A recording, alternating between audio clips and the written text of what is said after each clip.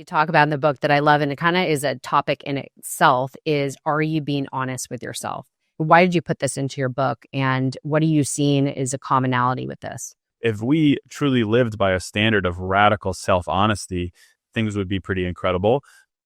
Our actions follow our beliefs, and our beliefs are largely written by the way we speak to ourselves. And I think sometimes we speak to ourselves in unfair ways. We also speak to ourselves on the top of half-truths and untruths and truths rooted in potential.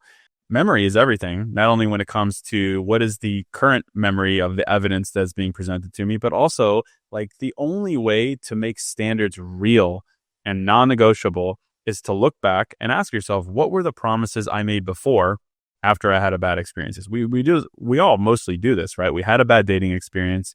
And you're like, man, that was horrible. I will never do XYZ again. I will never put up with XYZ again. I will always look for this moving forward. This is why I always encourage people to write all these things down. It's like evidence. But like in the present, to be honest with yourself, the best starting place, because sometimes we're like, I don't know if I'm being honest with myself. The best place to start is your past, your memory, and say, what did I promise myself in the past? Am I keeping that promise? Great place to start.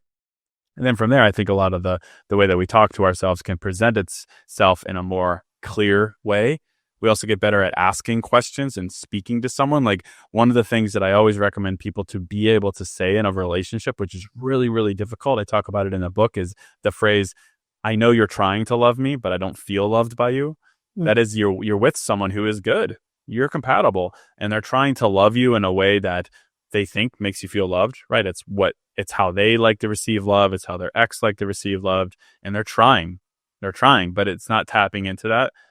Honesty would say, I appreciate that. And I really want to have a future with this person, but we need to have a conversation about behaviors and love languages and things like that.